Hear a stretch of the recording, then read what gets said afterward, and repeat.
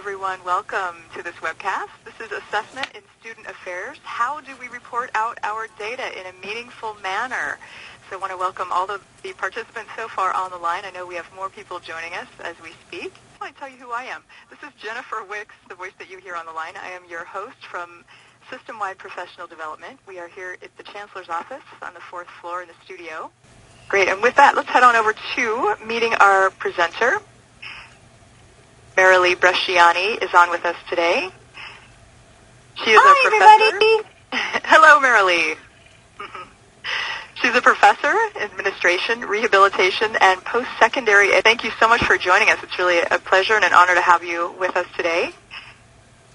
Marilee is also co-director of the Center for Educational Leadership, Innovation, and Policy, as well as the founder and president of Rushing to Yoga Foundation, which I want to hear more about at a later date. So with that, Marilee, I'd love to pass over the presentation to you. Please put your hands together, everyone, and welcome Marilee Bresciani.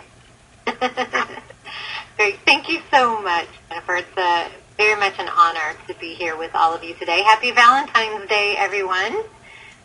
And I will be looking at that chat window to see if you have any questions or comments. I see that Sac State is here with a group of 4. Thank you so much, Sac State. You guys are doing some really great things in student affairs assessment, so I'm really happy that you are here.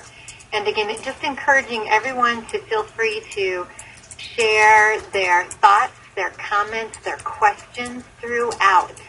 Jennifer and Sabrina will be watching that chat window as well, so if I get a little excited and caught up in what I'm sharing with you, they will very, very kindly and firmly interrupt me so that we can make sure we are addressing your needs as your needs arise. Sound good? All right, super. Well, today, as you saw in the preview slides, we are addressing a couple of key questions. And what I'd like for you to do now is just for a moment, if you're sitting by yourself at your computer, just think about these questions. And if you are in a group of folks, go ahead and have a small conversation about how you feel you transform data into information to communicate to others. So this is data you can collect informally or formally. But how do you transform that data into information to communicate to others? And how do you show that you're providing excellent student development and learning in your programs and your services? So just a moment for reflection. And again, use the chat window if you'd like to share. So basically, the reason that I'm positing these questions, and if you are in a group still chatting, just chat away, and then you can return to the webinar whenever it's convenient for you, all right?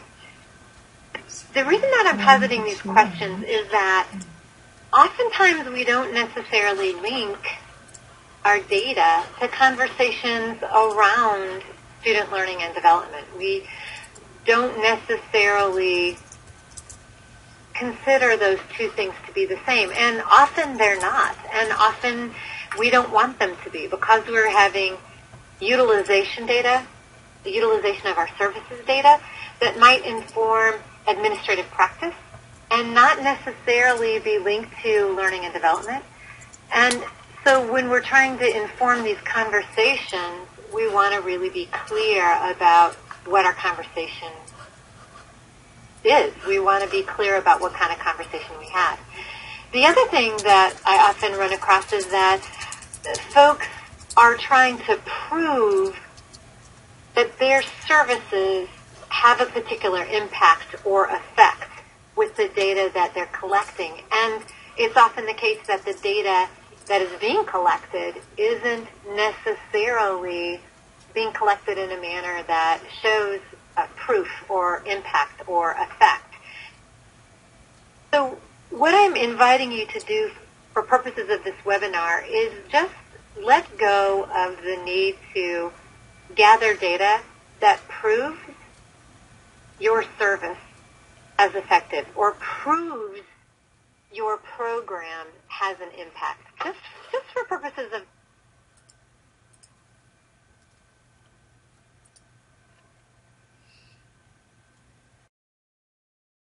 really is around the conversations that we would have with people and the implementation of that decision-making process.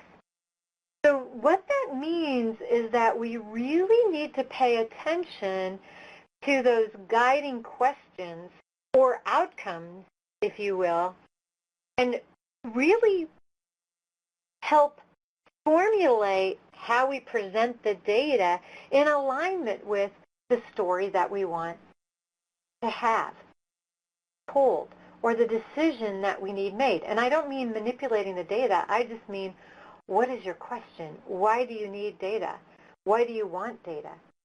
What is the outcome that you want to understand, whether your program contributed to the achievement of the outcome, right? So we're really talking about a design process that needs to occur first before we even bring the data to the table. Does that make sense? And again, we'll be watching that chat window if you have any questions or comments. So to bring this to your world, I'd like to invite you to think about a time when you had assessment results and they were not used for decision making. So if you can all recall, and just place it in your mind, a time when you had done a lot of work and gathered a lot of data, and no one used the data for any decision making. And if I could see a show of hands, hands up, how many people had something in their minds? And that would be by clicking on the green thumbs up button. We have a lot of people who are responding here. Good. Okay, good. So I'm not alone. Right. I have I have a lot of illustration of a time when assessment results were not used, and I'll take probably the one that brings back the most pain, and that was when a campus climate assessment that we did. This was not at San Diego State. This was a couple institutions ago, and we had data that clearly conveyed that students were experiencing an unwelcoming climate in the classroom. However, they were not experiencing unwelcomed climate in the residence halls. And so the framing of the conversation that I framed the conversation with, how can we make the classrooms more welcoming to diverse students? Could we borrow some modeling from the residence halls that the residence halls are doing to make conversations or students feel welcomed in that campus climate? And so that was how I framed the conversation. Well, guess what happened? Yeah, nothing. Right? Well, what did I do wrong? Well, several things. So one was I really needed to think about what questions did the data answer. All that the data really answered was the residence halls are doing a better job than the classrooms are. But from the decision maker's perspective, they just said, of course, that's what residence halls are supposed to do, right? So the question, we got off with the question. First off, I needed to find out, did anybody really care? Did anybody really care that students weren't feeling welcomed in the classroom? And then I needed to bring those people who cared about that initial question around and have a conversation with them about what kind of data would you like to see? What things do you care about? How might we design this assessment or research study, depending on which one it is? And then when I looked at the data that we did collect using a national campus climate diversity survey, I needed to find out if the data that survey would collect was actually related to the questions that the people who really cared about the conversation wanted data to inform. Does that make sense?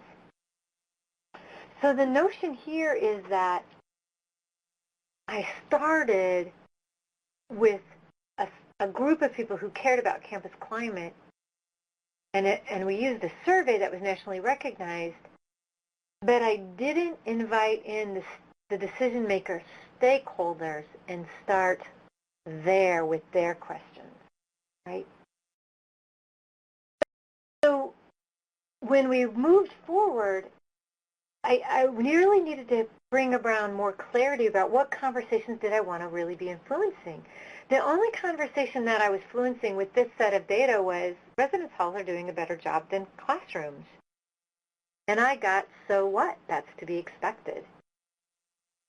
Nobody got, it's not that nobody cared, but again, I approached the conversation in a manner that didn't really influence the key decision makers. I didn't identify who the key decision makers would be in those conversations and how, and again, I didn't include how those decision makers wanted to see the data or what types they wanted to see and what kinds of questions that I could provide to better help them frame discussions and decisions around the data that I did collect. So the huge study, the huge assessment, all those results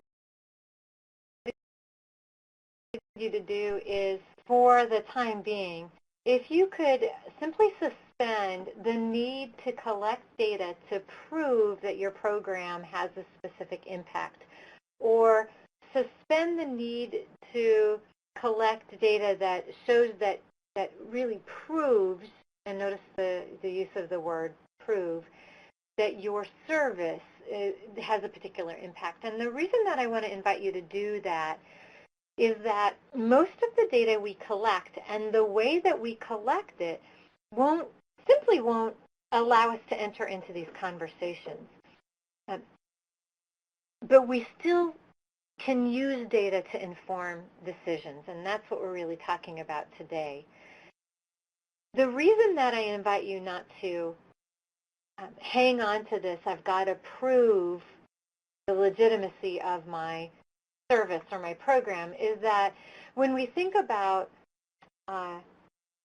what we know to be true about how the brain functions, we don't even know where critical thinking takes place in the brain. We have an idea of where critical thinking takes place in the brain.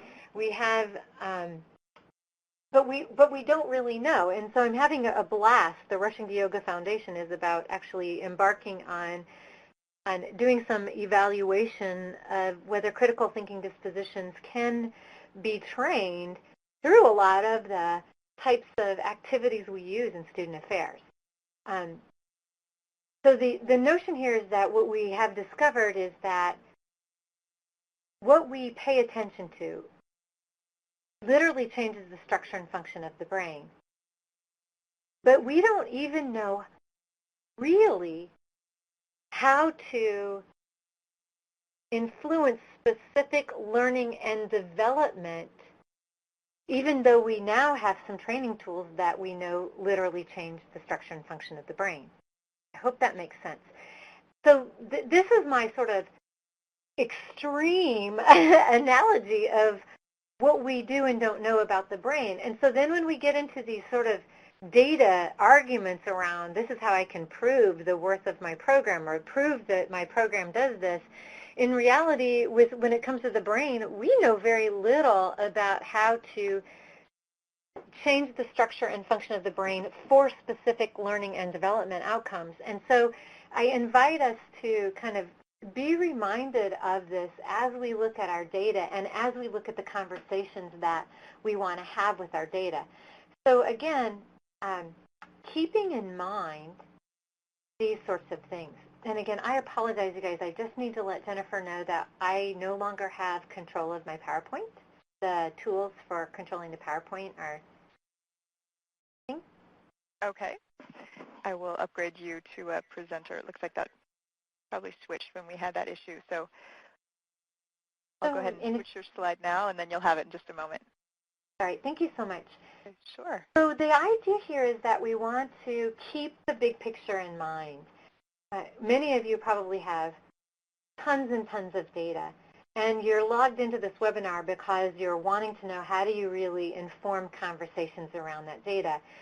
So again, if we could suspend the need to prove our program does something, and if you really want to do that, then I recommend you set up a randomized controlled trial.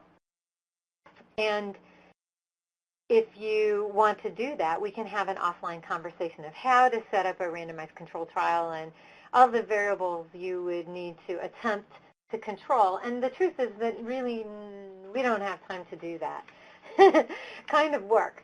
So what we're talking about really here is in terms of outcomes-based assessment, what kind of data are we collecting and what kind of decisions can that inform? And that then leads us to this conversation that data do not make the decision. Educational leaders make the decisions. And this notion that good decisions are indeed data informed, and we consider all the data that we have at the time, but our decisions are also informed by what we understand from research, particular learning and development theories, or again, what we understand to be true about how the brain functions, or what we don't know about how the brain functions, or what we understand from experiential education, etc. And then there's this thing called, our gut.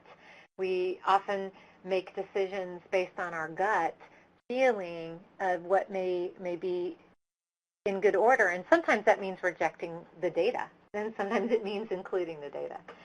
So keeping in mind that decisions, really 25% of our decision-making process is based on the analysis, and 75% really is around the conversations that we would have with people and the implementation of that decision-making process. So what that means is that we really need to pay attention to those guiding questions or outcomes, if you will, and really help formulate how we present the data in alignment with the story that we want to have told, or the decision that we need made. And I don't mean manipulating the data. I just mean, what is your question? Why do you need data? Why do you want data? What is the outcome that you want to understand, whether your program contributed to the achievement of the outcome, right? So we're really talking about a design process that needs to occur first before we even bring the data to the table. Does that make sense? And again, we'll be watching that chat window if you have any questions or comments. So to bring this to your world, I'd like to invite you to think about a time when you had assessment results and they were not used for decision making. So if you can all recall, and just place it in your mind, a time when you had done a lot of work and gathered a lot of data, and no one used the data for any decision making.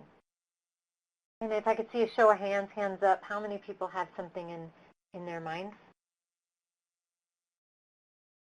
And that would be by clicking on the green thumbs up button. We have a lot of people who are responding here. Good. Okay, good. So I'm not alone. Right. I have a lot of illustration of a time when assessment results were not used, and I'll take probably the one that brings back the most pain, and that was when a campus climate assessment that we did. This was not at San Diego State. This was a couple institutions ago, and we had data that clearly conveyed that students were experiencing unwelcoming climate in the classroom. However, they were not experiencing unwelcomed climate in the residence halls.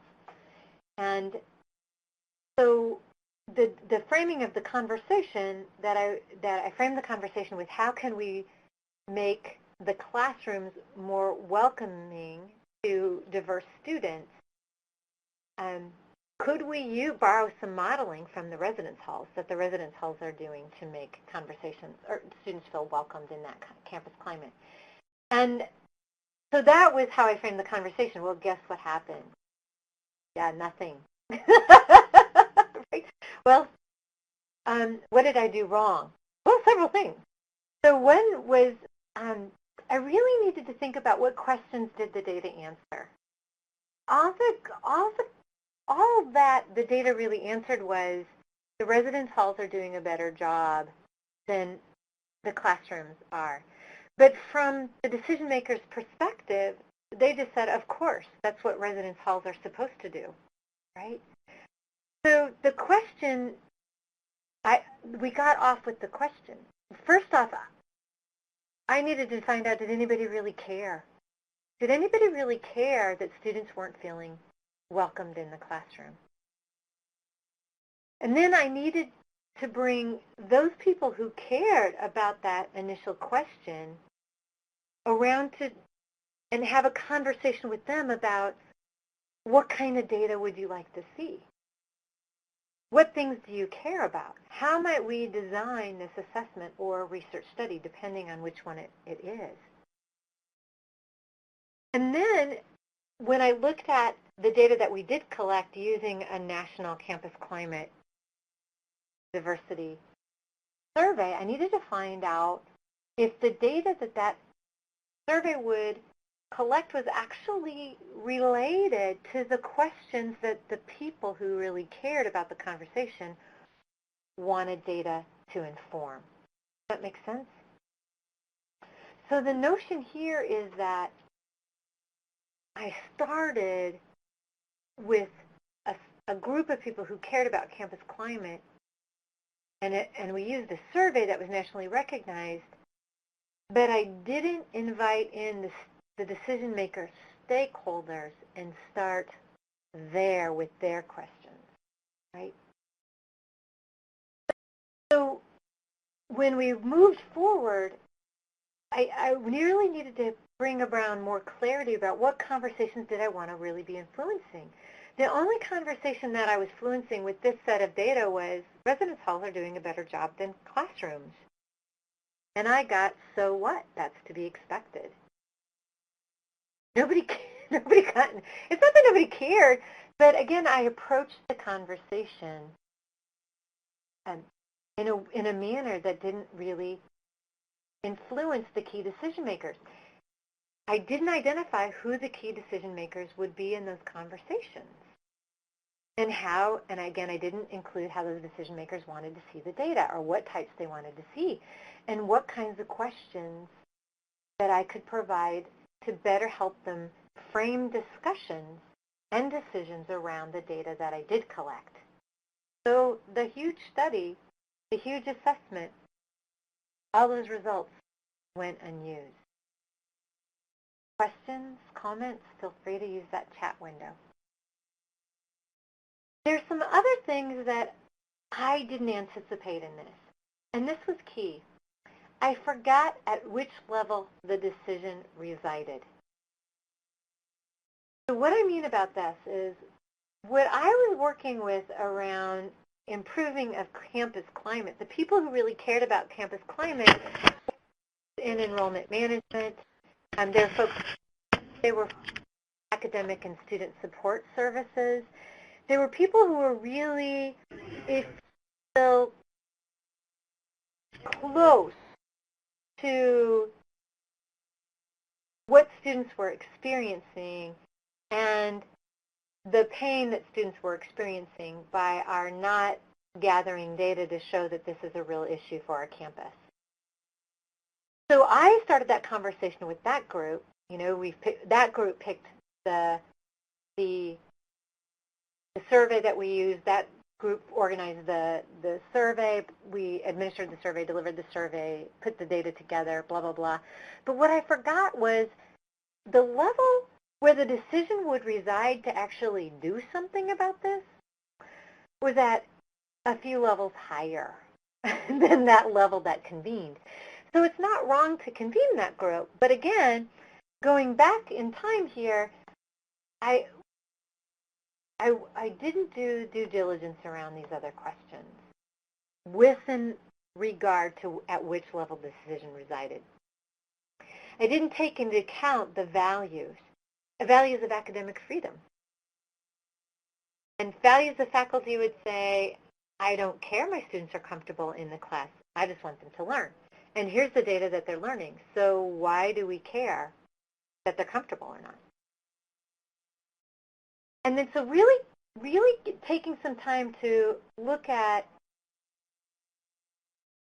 questions that we have, decisions that we want to have made, and which level those decisions reside, and the values that are on that level or circulate that level, and think about the values that are driving which questions to be asked. And so then that all would inform how we present the data to decision makers.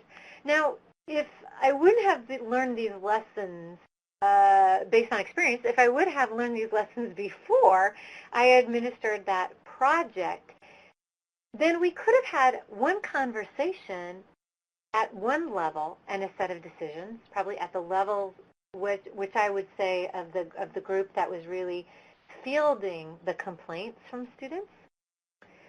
And that decision-making level could have been, let's look at what the residence halls are doing, and let's see what we could replicate as strategies, as interventions for students that they could take into their classroom. And so regardless of needing to change how faculty showed up in classroom, that we could create a space where students felt safe or welcomed, even if the instructor never changed.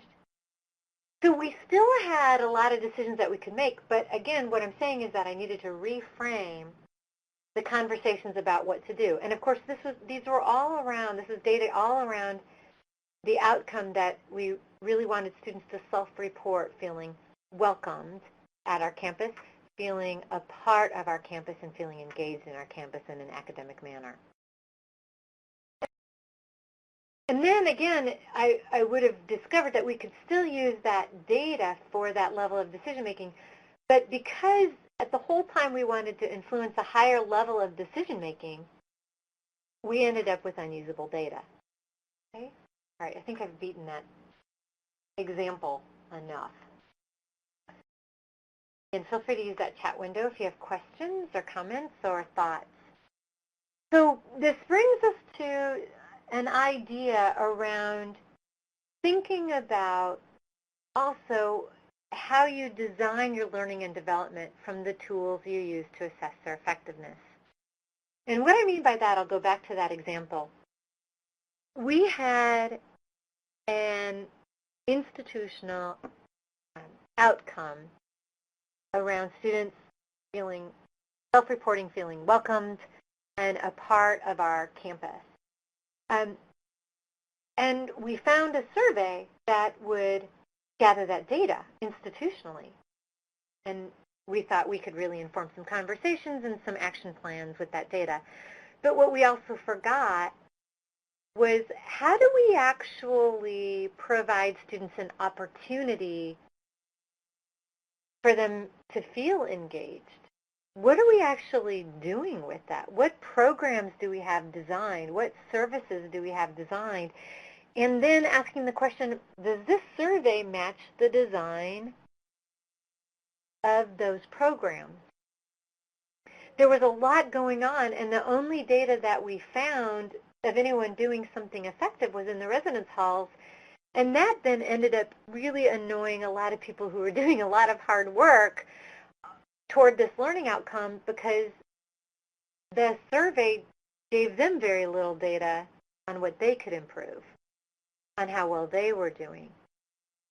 So we had a big, decoupling of our actual design of our learning and development activities and interventions with the outcome and the survey tool used to evaluate that outcome. Okay, does that make sense?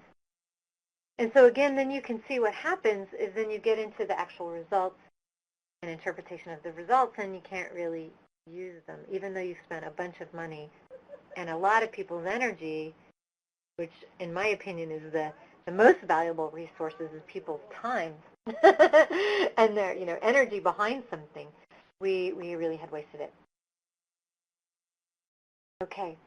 Is that making sense? Can I see a show of hands about whether that or not that's making, thumbs up, that's making sense, thumbs down, not making sense. And if you've got a thumbs down, shoot a question in the chat window if you would. All right, great. It looked like, thank you. That's really helpful. Thank you, guys. All right, so this notion then of outcomes-based assessment can be implemented at multiple levels is exactly what we're talking about. So the person with the thumbs down not making sense, if you could put a question in that chat window, that would be helpful. But I'll try to explain a little bit more here in a different framework.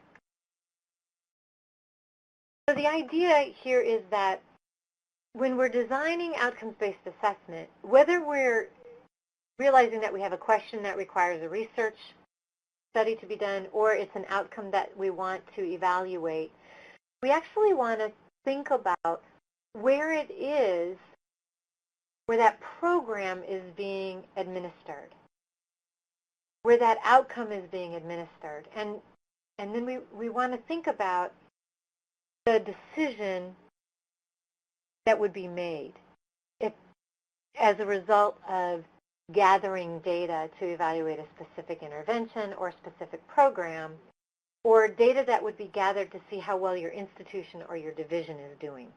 Right? Again, my example was we were looking at how our institution is doing around students feeling, diverse students in particular, feeling safe and welcomed around on our campus. And I mentioned we forgot to really frame that conversation around the questions that we really had. We forgot to look at what people were really doing and grab a tool that would actually evaluate what was effective and what was not. So we ended up with a bunch of student opinions, finding out that something is going well, something is going wrong, but all the stuff in between we don't know anything about. So when you're designing your assessment, you really want to think about what are the outcomes and where do they reside systematically on your campus? Is this a program outcome, a program question that would require a program assessment that might be rolled up to a larger college value, division value, or an institutional value? Okay?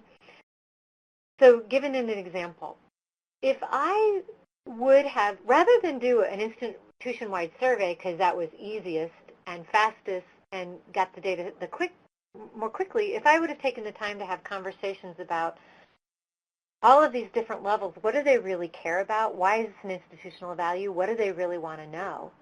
And I probably would have found out that each level, organizational level, has a different question around this particular outcome.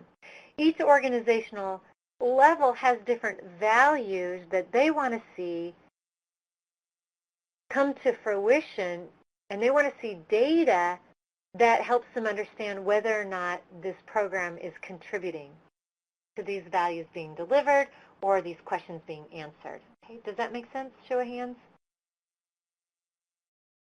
So the notion here is that we don't want to decouple our data from what's actually happening on our campus, or we'll end up with a lot of unusable data.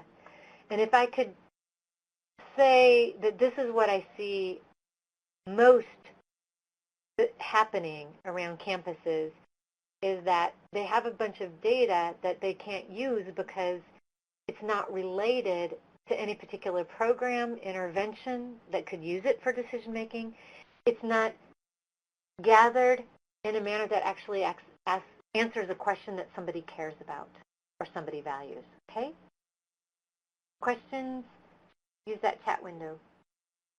So this is why in the creation of our outcomes-based assessment, we want to make sure that for each programmatic outcome that you have, you do align it to higher level organizational goals. Because when your vice chancellor says, at the institutional level or the division level, I want to know how well we're doing on retention, how well are we contributing to retention, you can say, well, we, in the alignment of these outcomes and goals down here, we have specific outcomes for our specific program that relate to retention. We'll be able to select an evaluation tool that evaluates that outcome.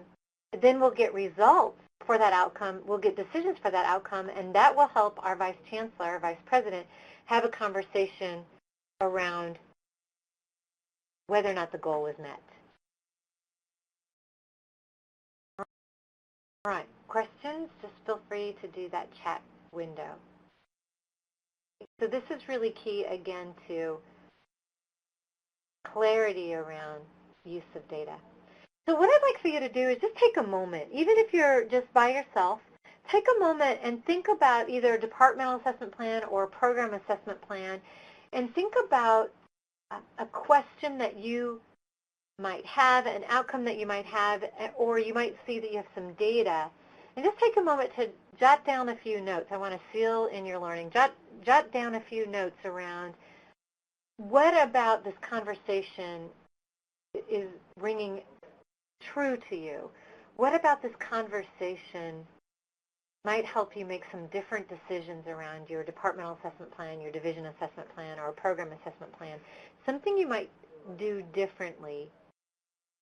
And then if you'd like, share that in the chat window. I'll give you a moment. I'll be silent for a moment while you consider that.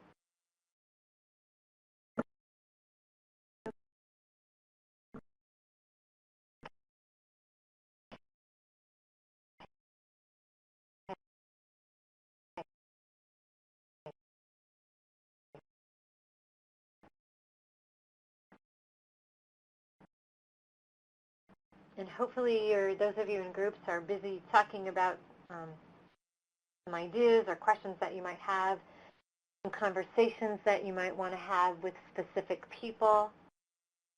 So oftentimes what happens when I do this exercise with folks is that they really get that aha of, oh my gosh, we care about something, but the level, the hierarchical, if you will, level higher than us that allocates these resources or reallocates the resources or holds the policy discussion or administrative practice discussion seems to not care about this data. And what I would ask you is maybe ask them what is on their radar, right? What is on their radar, and what might they really be concerned about? Thanks, Jennifer, for making my window bigger. I just had that. You read my mind. Okay, so we've got something in the chat window. Thank you. San Bernardino? Is that San? No. Who's that? Is he? That is Bakersfield. Is that Vikash? Yes, so Vikash says, makes sense to us. However, we were looking for more direct examples of collecting and reporting data for assessment. We may be jumping the gun. Good. Yes. Great. Good observation. Yes, Vikash. What I would say is, are you clear about what your question is? And we do have some examples we can show about reporting data. We'll get to that at the end of the presentation. Absolutely. But where I see a lot of, well, let me get to you specifically, Vikash. Have you asked your decision makers how they like to see data?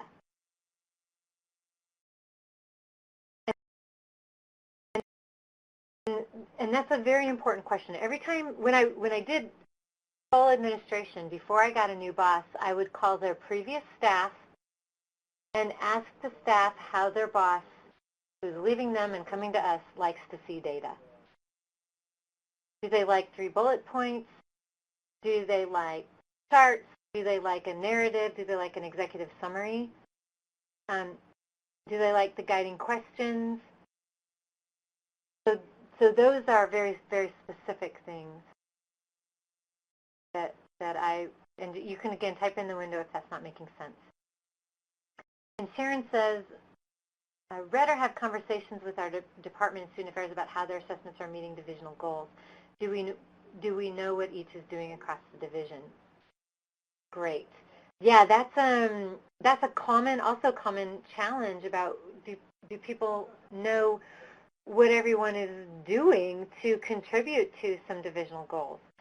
Now, there is some assessment software out there that helps you do an alignment, and I would say some of the best work that I've seen around this comes out of Fort Collins, Colorado State University, and their Division of Student Affairs.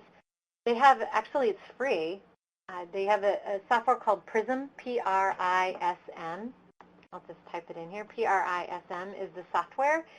And Dave Meckelfresh is the contact there.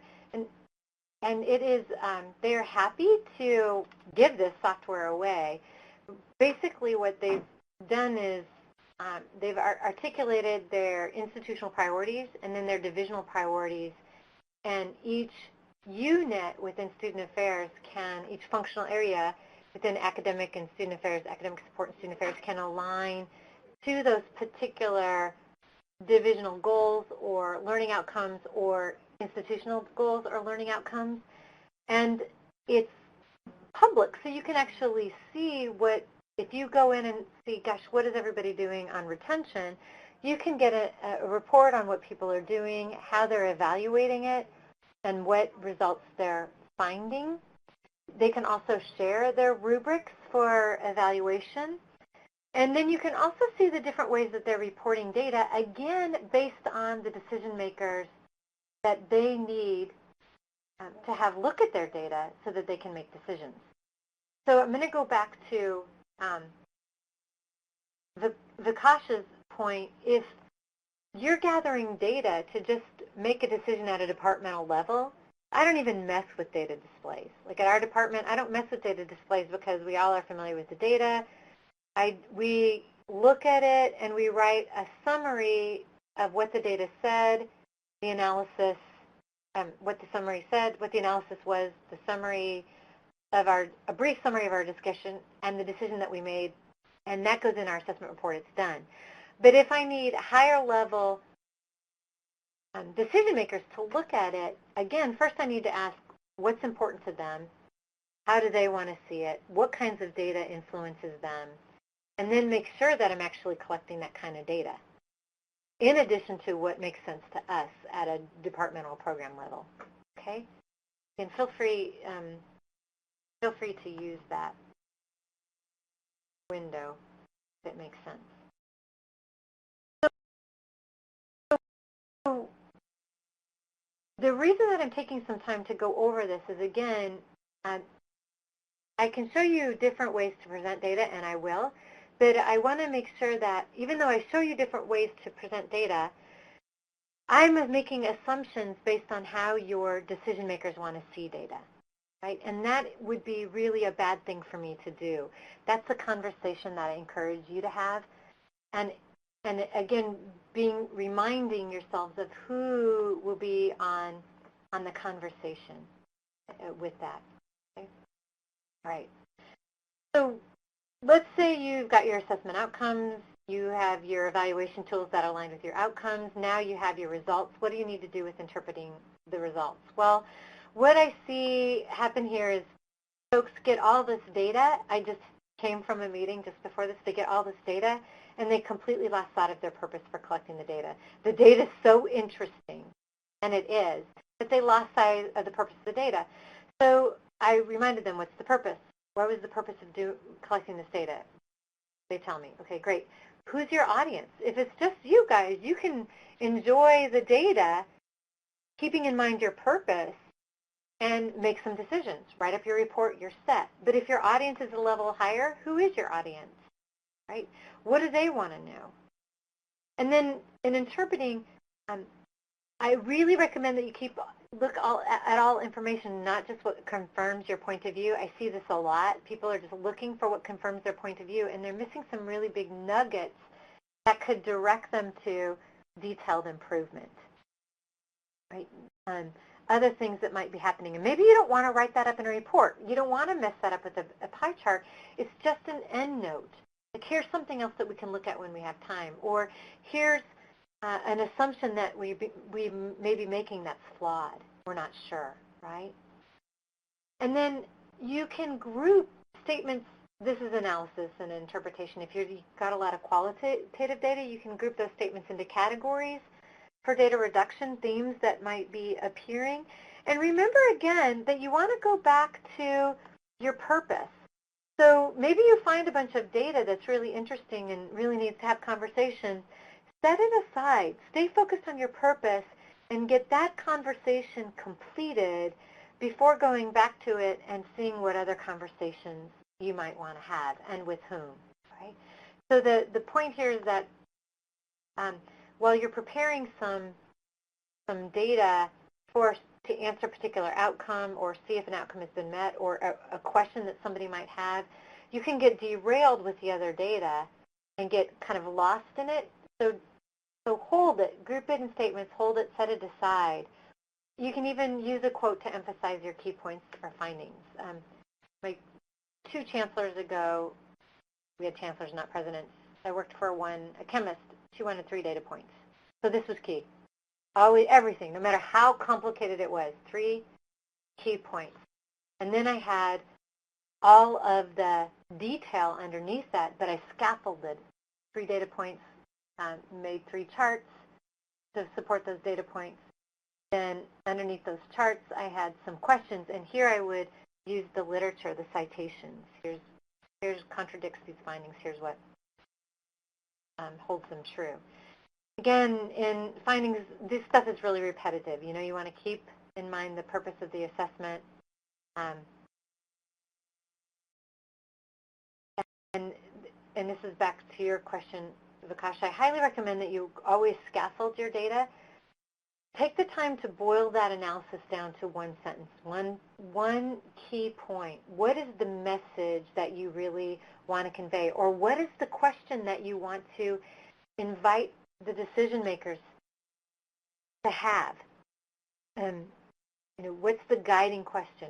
Or maybe 2 questions. Just really boil it down. No matter how complex it is, you organize that around a key question or that outcome. And then you can use direct quotes. You can use charts to help keep people focused on the purpose. That's just so key. Focus on the purpose. Otherwise, they get lost in the data.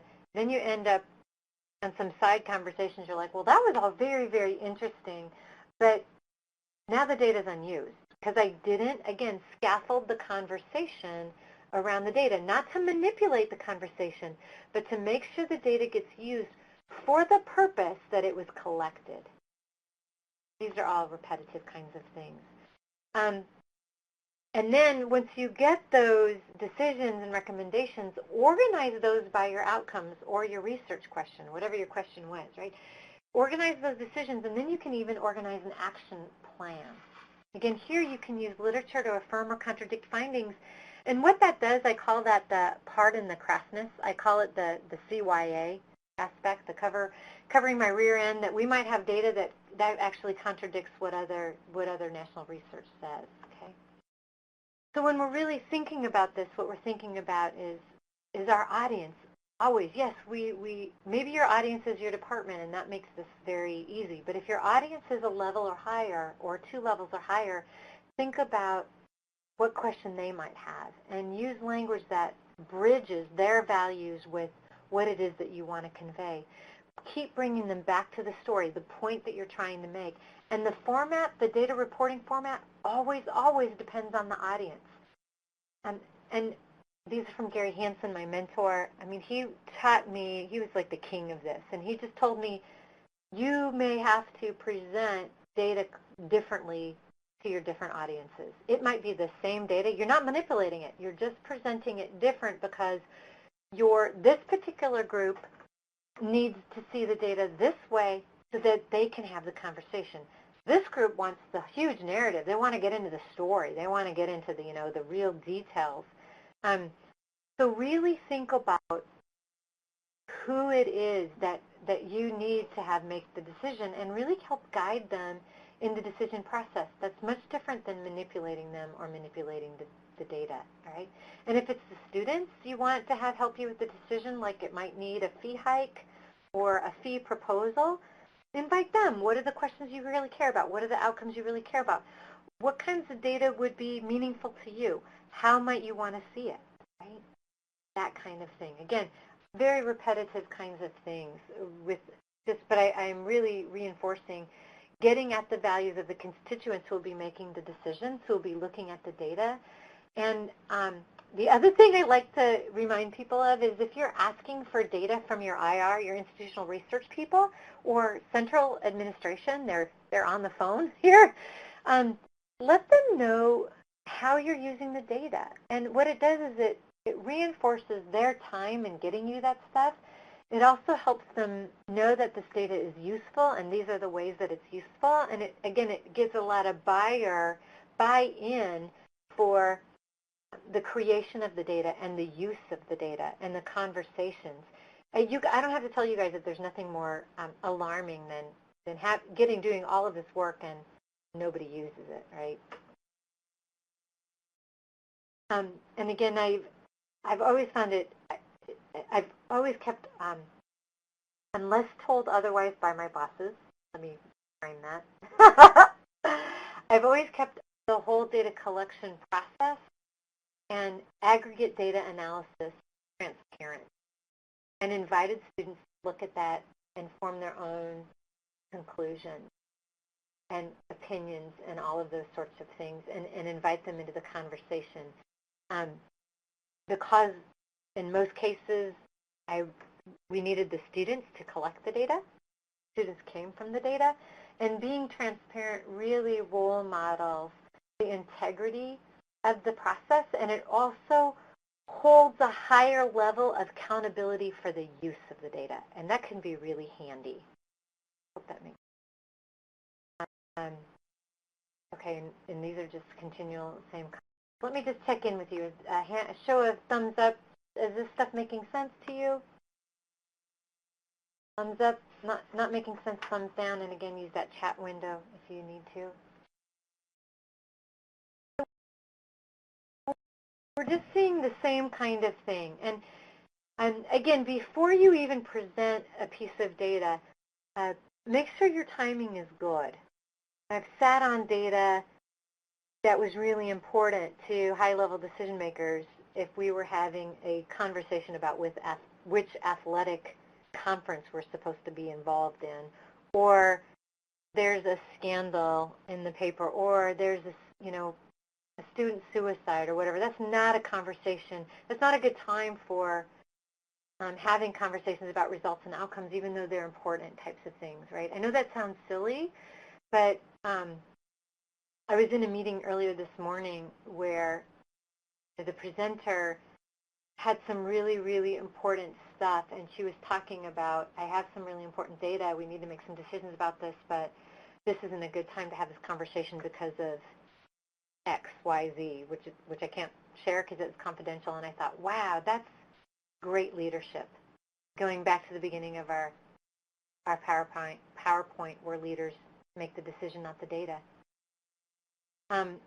And then, this piece around preparing to defend, all I mean by that is just explain, make sure when you report your data that you're reporting your limitations, you're reporting your assumptions. That gives great buy-in as well for the use of evidence to inform decision making. I've been in a lot of meetings where data gets shut down because somebody didn't report a limitation that was sort of known, and then people question the integrity of the data. So just report the limitations. Just be honest about it. Explain why things were done and why they were not done. And make sure that this aspect is part of your reporting, the limitations, the assumption. And again, ask for help if you need help interpreting the data, what it might mean. Bring in some folks that can help you focus on what the question is that you really have, whether or not this data really answers that question. And I've been to some painful meetings, again, I know you have too, where you see a bunch of data flash up on the screen. You're like, that's all interesting, but why is this here? What are we even talking about? What's the point of sharing all this data? And then here's where I want to really talk about the multiple layers of data reporting. And let me just kind of skip over this because we've talked about this. And I'll get back to this in a moment. I want to talk to you a little bit about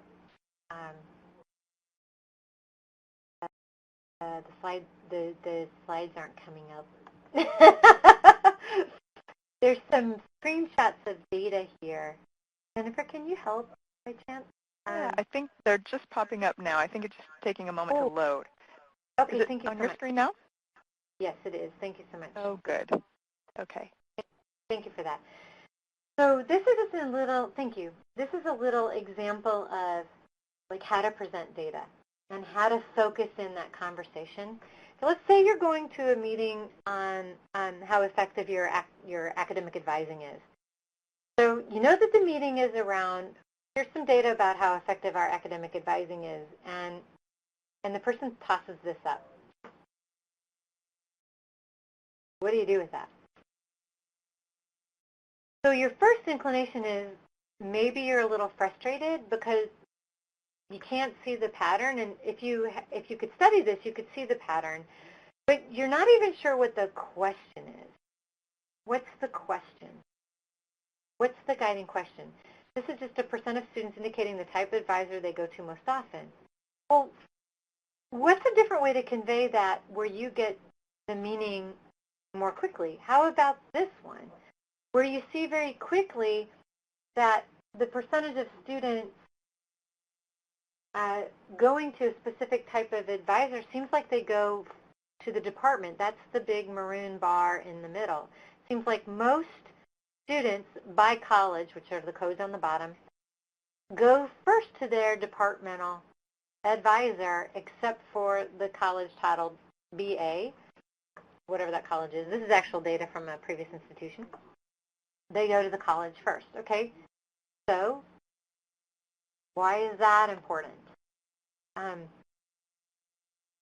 Now here it is again, even more clearly represented, right? You get this much faster than you get this, right? So again, we started with this piece of data, which has got good pieces in there. It has ends and percentages and medians. That's important. But this, when you're trying to get the conversation going, this is a great first piece to put up there.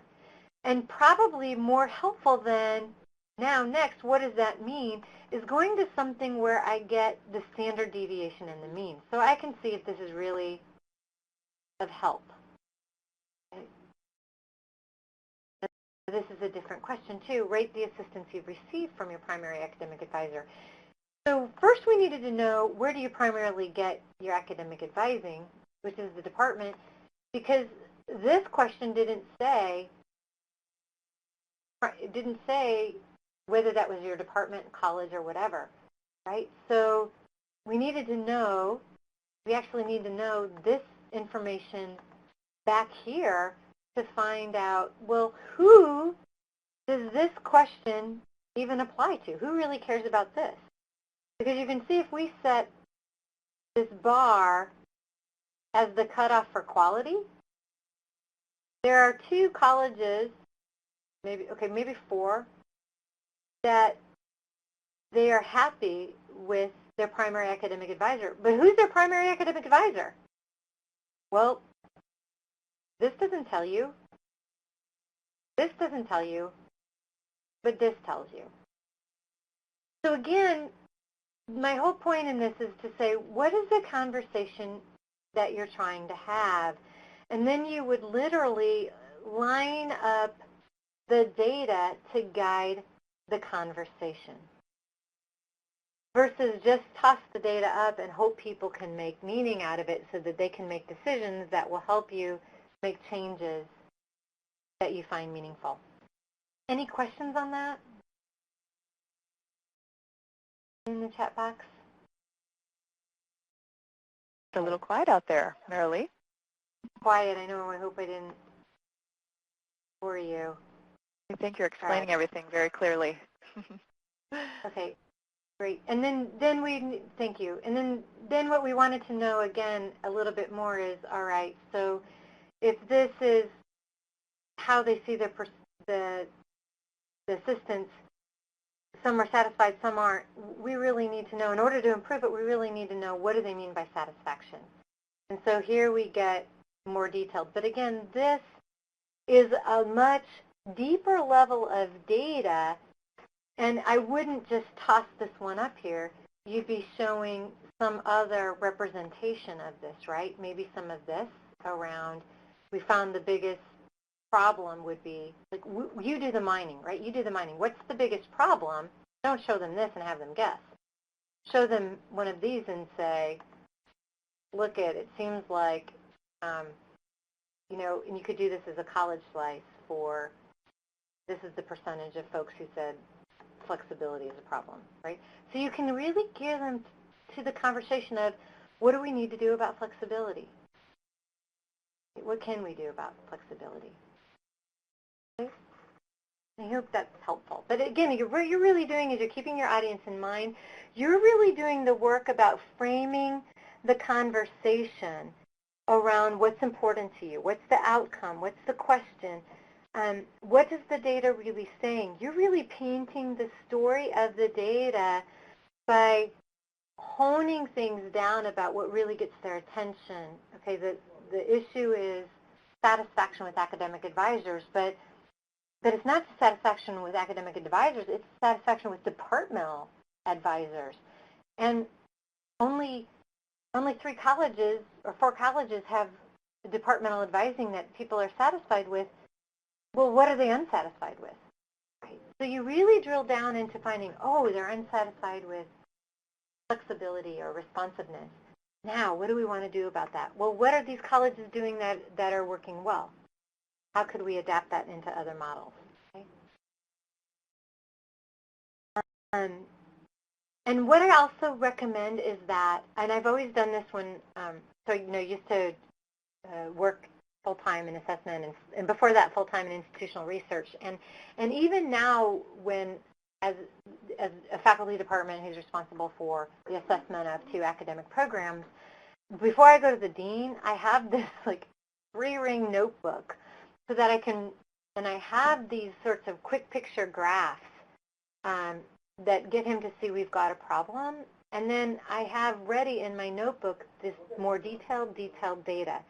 I have a narrative executive summary, and I have a full report. He never asks for those things, but I have them. My department chair asks for those things, right? But so I'm really, really making sure I've got that audience in mind. And again, really focusing on when to present that data for timing-wise. And I highly recommend, don't underestimate the power of trying out drafts on each other, on key decision makers. Is this really conveying what we want to convey? And then report your limitations honestly. You don't need to be ashamed of limitations or assumptions. They just are what they are, right? And then help people guide them into interpreting the data. A bunch of references, and I guess we can do questions now. Yeah? Okay, that's wrapping the presentation portion then. Okay, thank you very much, Marilee.